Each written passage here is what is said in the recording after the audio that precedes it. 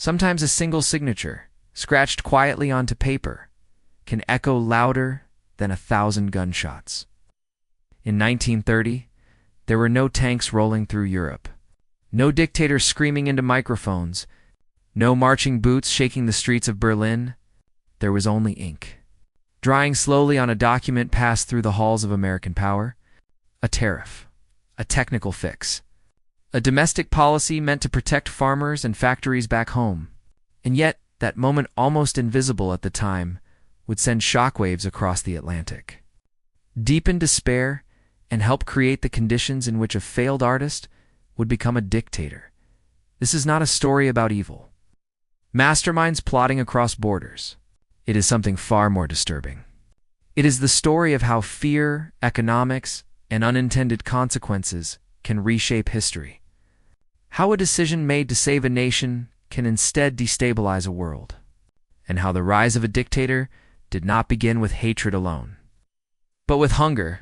The bold claim at the heart of this story is not that the United States intentionally created a tyrant. It is that one economic decision made in isolation and desperation helped collapse a fragile global system, and in that collapse, extremist voices found oxygen. Power, as it turns out, doesn't always rise from ideology.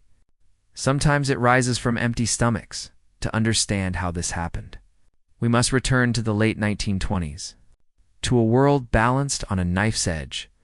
The First World War had ended barely a decade earlier.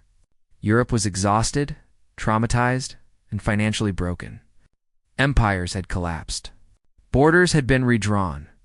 Germany, once a proud industrial power, had been humiliated by the Treaty of Versailles, crushed by reparations, stripped of territory, and blamed for a war that had consumed millions. It was a nation living with open wounds. Across the Atlantic, the United States stood tall. It had emerged from the war richer, stronger, and more confident than ever. American factories were booming. American banks were lending. The dollar was becoming the world's anchor. There was a quiet belief that America had escaped the old world's chaos. Then, in October 1929, the stock market crashed. At first, many dismissed it as a correction, a pause. But beneath the surface, something far more serious was unfolding. Credit dried up. Factories slowed. Farmers suffered. Unemployment rose. Fear crept into boardrooms and kitchens alike. Politicians scrambled for solutions. And in moments of panic, nations tend to look inward. The idea behind tariffs was not new. For centuries, governments had used them to shield domestic industries from foreign competition. In theory, higher tariffs meant more local jobs, higher wages, and national self-reliance. In a time of uncertainty, it sounded like common sense. To American politicians, Senator Reed Smoot and Representative Willis Hawley championed a sweeping tariff bill. Their proposal raised duties on thousands of imported goods to levels unseen in modern history. The message was simple: protect American workers, even if it meant shutting the world out. Economists warned against it. Business leaders pleaded for restraint. Over 1,000 economists signed a public letter begging President Herbert Hoover to veto the bill. They understood something crucial: that the global economy was interconnected, fragile, and already cracking. Hoover hesitated, but pressure mounted. Farmers demanded relief. Politicians feared backlash, and in June 1930, the president signed the Smoot-Hawley Tariff Act into law. At home, the reaction was muted. Few Americans felt immediate relief, but abroad, the response was swift and devastating. Other nations retaliated. Trade collapsed. Global commerce shrank by more than half in just a few years. What had been a recession hardened into a depression, and nowhere was the impact more catastrophic than in Germany. Economy had been artificially stabilized by American loans after World War I. The Dawes Plan, and later the Young Plan, had tied German recovery directly to U.S. capital. When American banks pulled back and global trade froze, Germany was left exposed. Factories closed. Businesses failed. Unemployment soared. By 1932, Nearly 1 in 3 German workers was jobless. Families starved. Pride dissolved into humiliation. Democracy, still young and fragile in the Weimar Republic, began to look weak and incapable. This was the environment in which Adolf Hitler rose. Hitler did not invent Germany's suffering. He exploited it. He did not create despair. He named it, weaponized it, and offered an enemy to blame: Jews, communists, foreign powers. The Versailles System. Global finance. Economic collapse gave his rhetoric credibility. Hunger gave his promises urgency.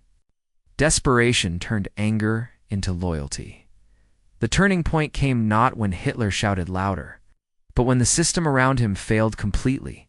As moderate parties struggled to govern, extremists thrived. The Nazi Party surged from the margins to become the largest party in the Reichstag. Not because most Germans were ideologically committed to Nazism, but because they were exhausted, afraid, and willing to gamble on anyone who promised order. The irony is brutal. A tariff meant to protect American jobs helped destroy German livelihoods. And in that destruction, a dictator found his opening. This does not mean Smoot-Hawley caused Hitler in any simple sense. History is never that clean. Anti-Semitism existed long before 1930. Nationalism was already burning. Hitler's ambitions were his own. But economics sets the stage on which ideologies perform. The rise of Hitler was not just a story of hate. It was a story of collapse. As the Nazi regime consolidated power, the world watched with confusion and denial. Many believed Germany would stabilize, that extremism would fade once the economy recovered. But the damage was already done. Democratic institutions had lost legitimacy. Fear had rewritten priorities. Public reaction in America was complicated. Some recognized the connection between protectionism and global instability. Others doubled down, believing foreign chaos was proof that isolation was wise. The lesson was uncomfortable. The United States could no longer pretend its decisions stopped at its borders. Moral gray areas haunt this story. American lawmakers did not want dictatorship in Europe. They wanted votes at home. They wanted to appear decisive. They wanted to shield their constituents from pain. German citizens who supported Hitler did not all want genocide or war. Many wanted jobs, bread, dignity. Intentions were human. Outcomes were monstrous. As the 1930s progressed, the world slid toward catastrophe. Trade wars became shooting wars. Economic nationalism morphed into military expansion. The same logic as versus them now carried guns instead of tariffs. Smoot-Hawley was eventually recognized as a mistake. The United States reversed course in later years, embracing trade agreements and global cooperation. But by then, the damage was irreversible. The dictator had already been created not by one law alone, but by a chain reaction that began with fear and ended with fire. The legacy of that tariff still lingers. Every time a nation faces economic crisis, the temptation returns. Close borders, raise walls, blame outsiders, promise safety through separation. The language changes. The impulse does not. Modern economists still point to Smoot-Hawley as a cautionary tale. Not because trade should be unregulated, because the world is too connected for isolation without consequence. Germany would eventually recover, but only after unimaginable destruction. Tens of millions dead. Cities reduced to ash. A moral reckoning that still haunts humanity. The man who became dictator did not rise from nothing. He rose from conditions created by fear, humiliation, and economic collapse, conditions intensified by decisions made far from Berlin, by people who never imagined his face. The camera lingers on old footage.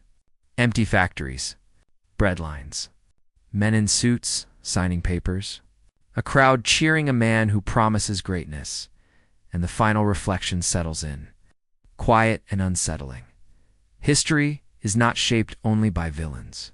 It is shaped by ordinary decisions made under pressure, by leaders choosing the immediate over the long term, by nations forgetting that power, once unleashed, does not respect borders. The 1930 tariff did not pull a trigger. But it helped load the gun, and the question it leaves us with is one we still struggle to answer today, when fear guides policy. How many unseen consequences are already on their way toward becoming history?